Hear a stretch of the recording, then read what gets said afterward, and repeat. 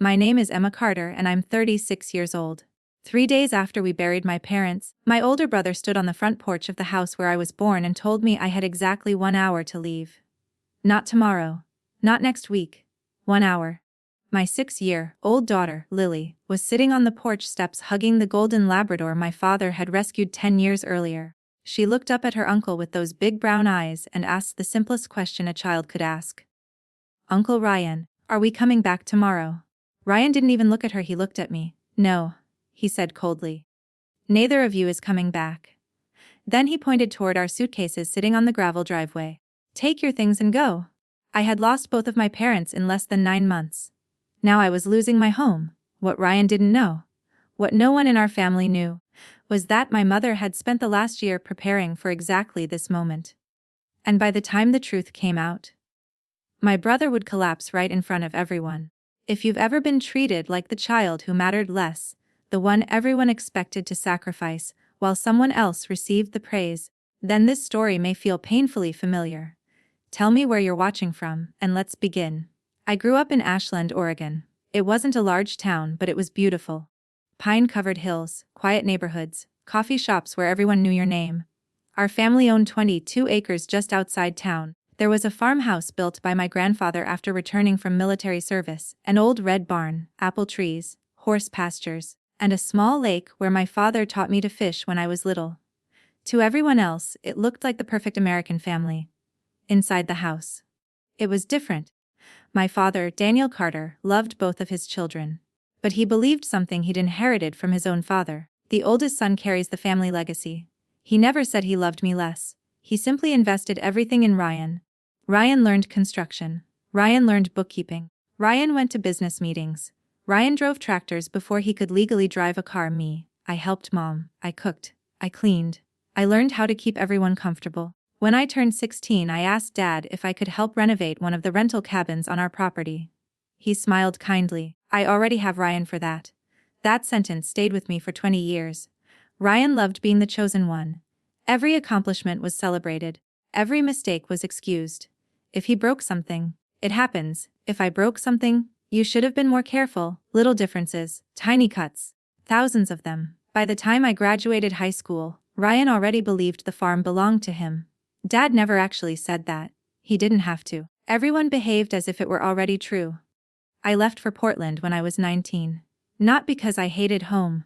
Because I couldn't breathe there anymore. I earned scholarships, worked nights, finished nursing school, eventually became an emergency room nurse. Long shifts, terrible coffee, exhaustion, but every paycheck felt like freedom. Ryan stayed home. Dad helped him start a landscaping company, bought trucks, paid insurance, introduced him to clients. Whenever people praised Ryan for building such a successful business, I smiled. Very few people knew my parents had financed almost everything. At 28, I married Jason. He was funny, patient, kind. For a few years, life felt normal. Then one rainy November evening, a drunk driver crossed the center line. Jason never made it home. Lily was only 8 months old. I thought losing my husband would be the hardest thing I'd ever survive. I was wrong. After Jason died, Mom called every single night. Sometimes we talked for an hour, sometimes only 5 minutes. She never missed a day. Dad wasn't good with emotions. Instead, every birthday he mailed Lily a handmade wooden toy. Tiny rocking horses, puzzle boxes, little trains. They were his way of saying what he struggled to speak aloud. Then Dad had a stroke. It happened while he was repairing a fence. He survived. But he was never quite the same. Walking became difficult. His speech slowed. Mom became his full-time caregiver. I drove down every weekend I could. Ryan lived 15 minutes away. Sometimes he'd visit. Sometimes he wouldn't. He was busy. That became his favorite word. Busy. Too busy to fix a leaking roof. Too busy to drive Dad to appointments. Too busy to mow the fields. Mom and I quietly handled everything. One evening, while Dad slept in his recliner, Mom and I sat on the porch watching the sunset. She looked tired, older than her years. "Promise me something." "What?" "If anything ever happens to me, don't let anyone convince you that kindness means surrender." I laughed softly. "What brought that on?" She just smiled. "You'll understand one day." At the time, I thought she was simply emotional. Now, I realized she already knew. Dad passed away in late October peacefully. In his sleep, the funeral filled the church. Ryan stood beside the casket greeting everyone. He accepted hugs, condolences, Handshakes, he looked important, like the new head of the family. Mom barely spoke. She simply held Lily's hand. After the funeral, Ryan started making decisions. Without asking anyone, he hired contractors, canceled Dad's equipment leases, changed insurance providers, started introducing himself as owner of Carter Farms. Mom died 7 months later, cancer fast, cruel. By the time doctors found it, there was almost nothing left to do. During her final week, I stayed beside her bed every night. Ryan visited twice.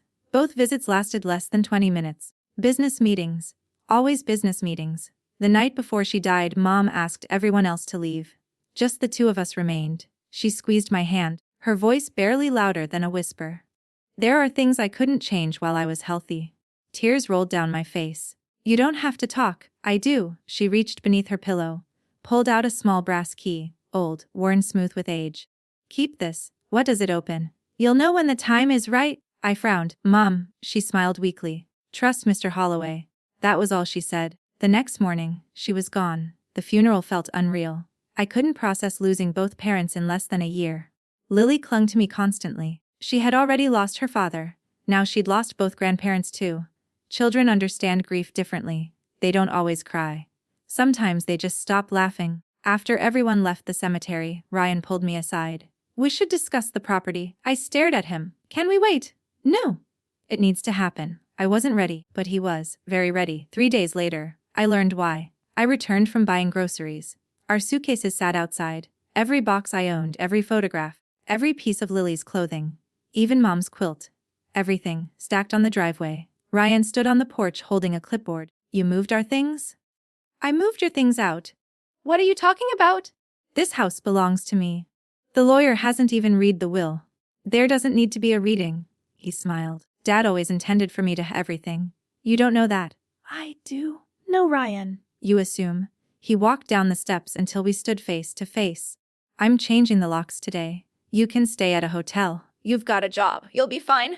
Lily tugged gently on my sleeve. Mum, why are Uncle Ryan and Aunt Melissa mad? Ryan ignored her. He always ignored children. Unless someone important was watching. I looked around the yard. The apple tree Dad planted. The swing he built. The porch where Mom drank coffee every morning. Every memory. Every birthday. Every Christmas. Every family photograph. All of it being taken away. Not by strangers, by my own brother? You can't do this. I already did. He handed me an envelope. Inside of $500. What's this? Fresh start. I couldn't believe what I was hearing. You're buying me out. No, I'm helping. Helping. That word almost made me laugh. Lily walked over to the old Labrador. Duke, the dog wagged his tail. Ryan snapped his fingers. Duke, the dog hesitated, then slowly walked toward Ryan. Lily's eyes filled with tears. Can he come with us? Ryan shook his head. He stays here. She cried harder. He sleeps with me. He belongs to the farm. For the first time that day, I felt anger stronger than grief. Not because of the house. Not because of the money. Because of my daughter. I loaded our boxes into my SUV. Every trip back to the car felt heavier. Neighbors watched from across the road. Nobody intervened. Small towns often mistake silence for respect. As I climbed into the driver's seat, Ryan leaned toward my window. You should move back to Portland. There's nothing left for you here. I looked directly at him. There was never anything here for me. I started the engine. Drove away. Lily watched the farmhouse disappear through the rear window. Very quietly she asked, Mom, did Grandma know we'd have to leave? I couldn't answer, because I didn't know. That evening, we checked into the oldest motel in town. 1 small room, 2 beds, a humming air conditioner, a flickering television. Lily tried to smile. This is like camping. Children are incredible. They try to protect the adults who are supposed to protect them. After she fell asleep, I remembered the brass key. I took it from my purse. Turned it over beneath the bedside lamp. There was something engraved so faint I hadn't noticed before. 3 tiny letters, HH, not initials I recognized. Then, my phone rang. A no number. I almost ignored it. Instead, I answered. A calm, elderly voice spoke. Emma, yes. My name is Walter Holloway. My heart stopped. Mom's last words echoed in my mind. Trust Mr. Holloway. He continued. Your mother asked me to call only if Ryan forced you out of the house. I stood up so quickly the chair tipped over. What do you mean? There was a long pause. Then he said 7 words that changed everything. Your parents left behind something Ryan never found. I didn't sleep that night. Not because the motel mattress was uncomfortable. Not because the air conditioner rattled every few minutes. I stayed awake because of 7 words. Your parents left behind something Ryan never found. Those words echoed in my head until sunrise. Lily was still asleep, curled up beneath the motel blanket with her stuffed fox tucked under one arm. For a moment, watching her peaceful face, I almost convinced myself to forget everything, drive back to Portland, start over, leave Ashland behind forever. But then I remembered my mother's eyes. The way she'd pressed that small brass key into my hand, the way she'd whispered, "Trust Mr. Holloway." That wasn't coincidence. She had planned this. At exactly 9 o'clock my phone rang again. "Emma, I'm outside." I looked through the motel window. An old green pickup truck had just pulled into the parking lot. A gray-haired man stepped out wearing faded jeans, work boots, and a weathered canvas jacket. He looked closer to 70 than 60. He wasn't dressed like a lawyer. He looked like someone who had spent his entire life building things with his hands. "Mr. Holloway." He smiled gently. "Call me Walter." He looked toward Lily. "Is that your little girl?" I nodded. "She looks just like your mother did." That caught me off guard. Very few people still remembered Mom as a little girl. Walter drove us 20 minutes outside town. Not toward my parents' farm. Toward the old mill district. Most of the buildings had been abandoned for years. Broken windows, rusted fences, tall grass growing through cracked pavement. Finally he parked beside an old brick warehouse. "This used to belong to your grandfather." "I've never seen this place." "Because your father sold the business." "Most of it." He emphasized those last words, "most of it." Walter reached into his pocket. "Bring the key." I handed him the brass key Mom had given me. He smiled. "Just as I thought." He walked toward a heavy steel door hidden behind climbing ivy. At first I couldn't even see the lock. Years of vines had almost swallowed it. Walter cleared away the branches, inserted the brass key. It turned effortlessly. The old door groaned open. Dust filled the air. Sunlight slipped through broken skylights. Inside, there were shelves, wooden cabinets, old furniture, dozens of covered objects hidden beneath white sheets. It felt less like a warehouse, and more like a time capsule. "What is this place?" Walter looked around slowly. "Your grandfather called it the workshop." "My father never mentioned it." "No, he wouldn't." Lily wandered carefully beside me. "It smells funny." Walter laughed. "That's cedar. Good wood always smells like home." Near the back wall stood a large oak workbench. Walter brushed away years of dust. Beneath it, another lock, another keyhole. Again the brass key fit perfectly. Inside the hidden drawer was a thick leather journal, wrapped carefully in cloth. Walter handed it to me. "Your mother's." I stared at him. Mom kept a journal for nearly 30 years. My hands trembled as I opened the first page. The handwriting was unmistakable, elegant. Neat. The same handwriting I'd seen on birthday cards every year. The first sentence stole my breath. "If you're reading this, Ryan has already shown you who he truly is." I stopped breathing. Walter remained silent. He already knew what was inside. I continued reading. "Ryan wasn't always selfish. He became that way because we kept rescuing him. Every mistake disappeared before he had to face it. Every debt was paid, every failure hidden. Daniel believed protecting our son was love." I was too afraid to disagree. Tears blurred the page. My mother had carried this alone for years. Page after page, everything changed. Ryan's first landscaping business, Dad had paid for it. The second business, Dad refinanced part of the farm. When Ryan lost $80,000 on bad equipment, Dad quietly paid suppliers himself.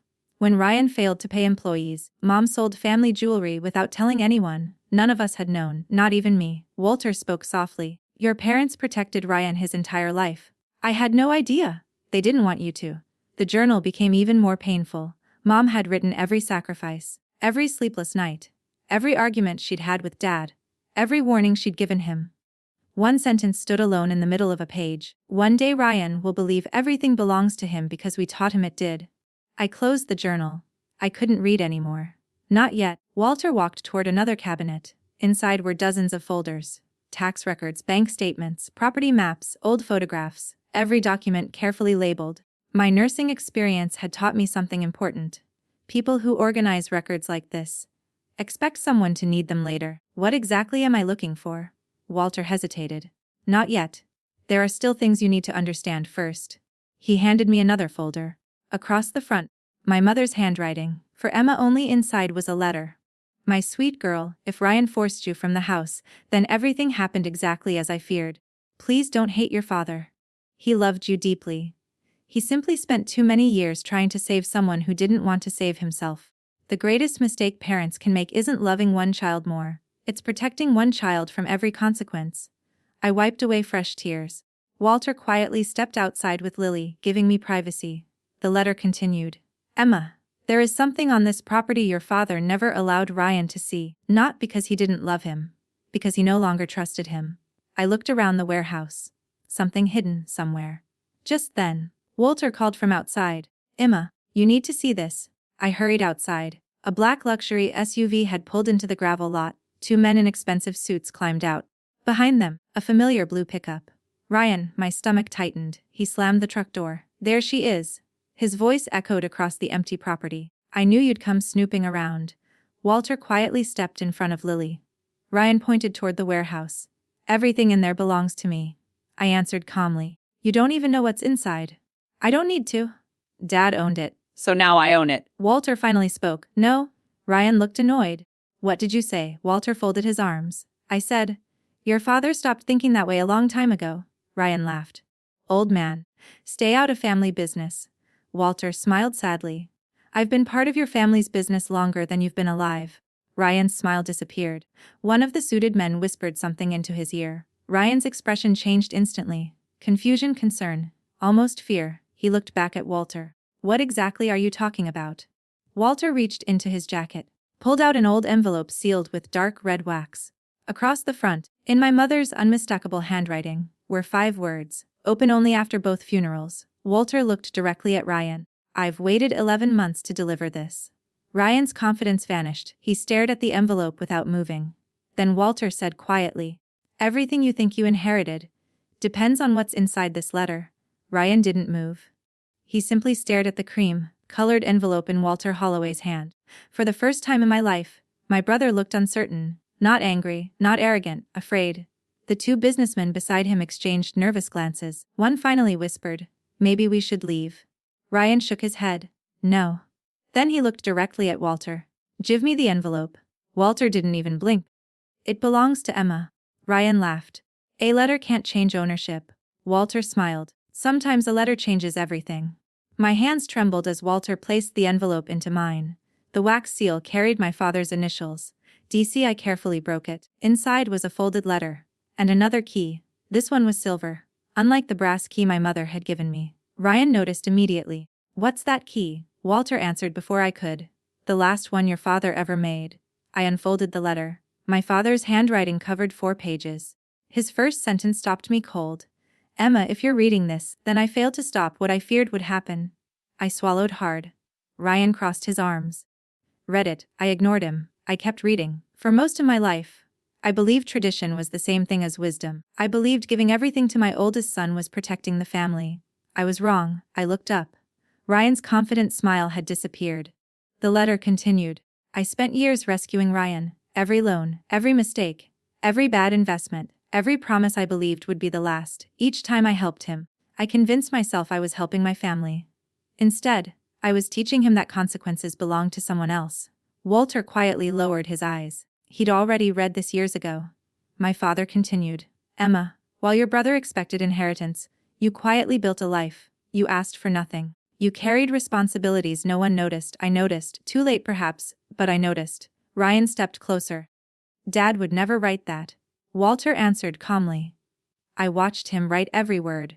Ryan fell silent. I kept reading. Near the end, one paragraph had been underlined. The silver key opens my private office beneath the old mill workshop. Everything you need is there. Everything Ryan never knew existed. Ryan's face changed instantly. What office? Walter looked at him. You never wondered why your father disappeared every Thursday afternoon. Ryan frowned. I thought he met suppliers. Walter slowly shook his head. For 26 years, John turned toward the warehouse. There isn't any office. Walter smiled. Walter walked back inside. We followed. He stopped beside the old workbench. Then, instead of opening another drawer, he pushed against the entire cabinet. Nothing happened. He pressed a wooden knot near the corner. A loud click echoed through the room. The entire shelving unit slowly swung outward. Hidden behind it, a narrow staircase disappeared underground. Ryan's mouth fell open. Walter nodded. I know. You never noticed. Lily squeezed my hand. Mom, is this like a secret room? I smiled softly. I think it is. The basement was surprisingly clean. Electric lights flickered on automatically. Shelves stretched across every wall, metal filing cabinets, maps, measures, and one enormous oak desk. Everything untouched.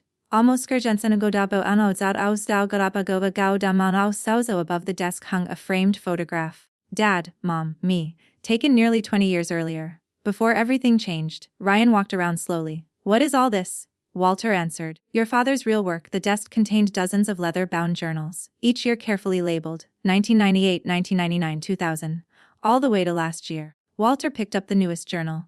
Read page 87. He handed it to me. My father's handwriting filled the page.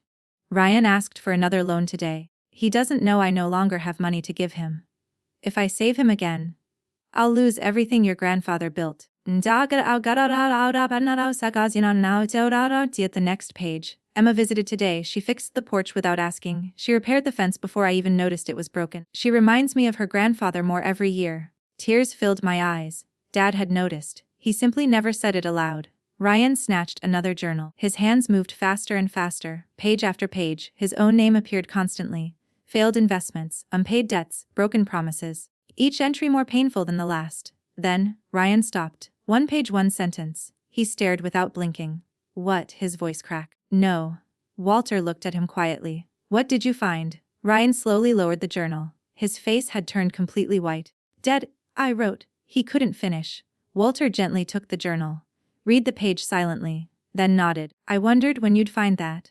I reached for the journal. Walter handed it to me. The entry was dated 11 months before Dad died. Today I finally admitted something I should have admitted years ago. Ryan loves ownership. Emma loves responsibility. Only one of those qualities deserves to protect a family's future. Silence. Complete silence. Even Lily seemed to understand this wasn't a moment to interrupt. Ryan suddenly slammed the journal shut. This isn't fair. Walter looked surprised. Fair? Had changed his mind. Walter nodded. Yes. People are allowed to grow? Ryan pointed at me. She manipulated him. I laughed softly. I wasn't even living here. You visited? Because he was sick? Ryan's breathing became heavier. One of the businessmen quietly walked toward Walter. Mr. Holloway, we should probably tell him. Walter sighed. I suppose it's time. Ryan looked confused. Tell me what? The businessman adjusted his tie. Our bank approved your construction loan. Ryan nodded impatiently. I know. Pending proof that you would inherit Carter Farms free and clear. Ryan smiled again. Exactly. The banker looked uncomfortable. After reading your father's journals, Walter interrupted. That's not why. The banker corrected himself. No. He swallowed. The loan depended on property ownership. He looked Ryan directly in the eyes. If ownership changes, so does the approval. Ryan stared. What are you saying? The banker spoke quietly. So this morning, the bank suspended funding. Ryan blinked. What? The project is frozen. The investors have already been notified. The commercial contracts are on hold. Ryan looked from the banker to Walter, then to me. For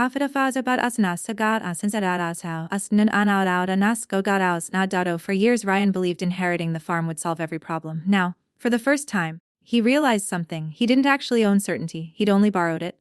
Walter placed one final folder on the desk. There is still one thing left. Ryan frowned. What now? Walter looked at me. Your father instructed me never to open this until after both of your parents had passed. I stared at the folder. Across the front, Dad had written only 6 words. Read this before probate court begins. Walter slid the unopened folder toward me. The hearing is tomorrow morning. He smiled gently. I think you'll want to read this first. I looked at Ryan. For the first time, he wasn't looking at me. He was staring at that unopened folder. As though every answer he'd believed for 30 years might disappear the moment I opened it. If this story touched your heart, don't let it end here. Sometimes the deepest betrayals don't come from strangers. They come from the people we trusted the most. But as Emma's journey reminds us, the truth has a way of finding the light, no matter how deeply it's buried. If you enjoyed this story, please like the video. Leave a comment telling us where you're watching from, and let us know what would you have done if you were in Emma's place. Your thoughts make this community stronger, and we read as many comments as we can. And if you're new here, don't forget to subscribe to the Family Conspiracy and turn on the notification bell so you never miss our next story of family secrets, shocking betrayals, hidden inheritances, and unforgettable twists. Thank you for spending your time with us today. Until next time, stay strong, trust your instincts, and remember, the truth may be buried, but family conspiracies never stay hidden forever. This is the Family Conspiracy, and we'll see you in the next story.